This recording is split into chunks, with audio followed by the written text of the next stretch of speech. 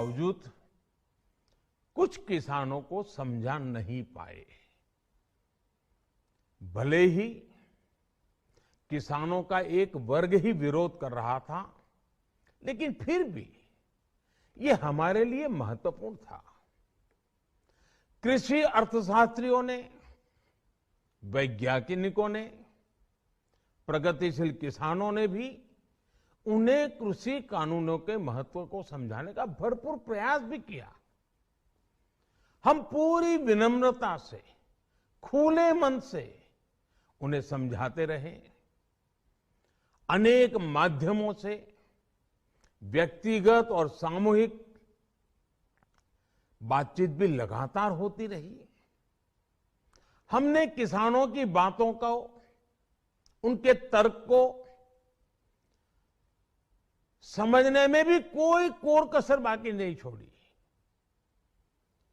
कानून के जिन प्रावधानों पर उन्हें ऐतराज था, सरकार उन्हें बदलने के लिए भी तैयार हो गई।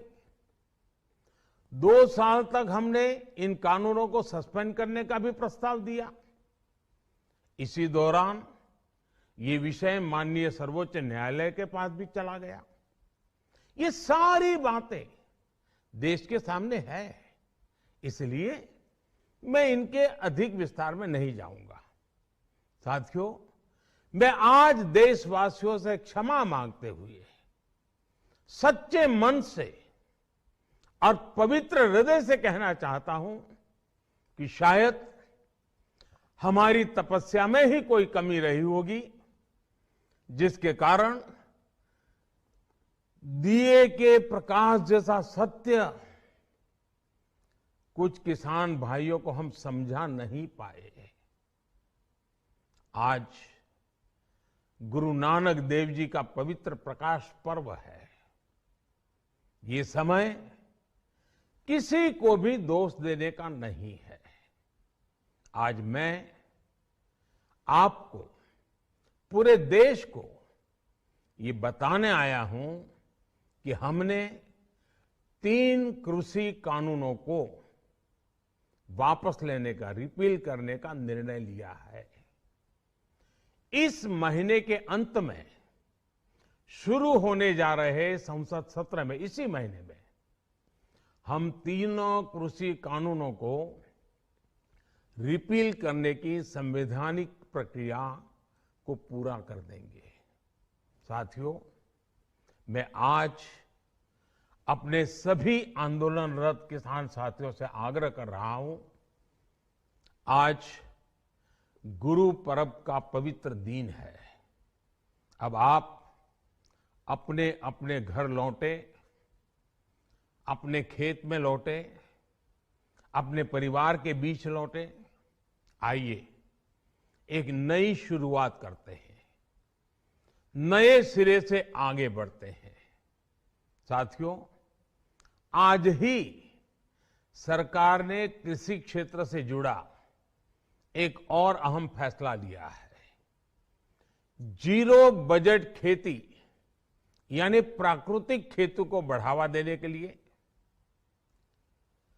देश की बदलती आवश्यकताओं को ध्यान में रखकर क्रॉप पैटर्न को वैज्ञानिक तरीके से बदलने के लिए एमएसपी को और अधिक प्रभावी और पारदर्शी बनाने के लिए, ऐसे सभी विषयों पर भविष्य को ध्यान में रखते हुए निर्णय लेने के लिए एक कमेटी का गठन किया जाएगा।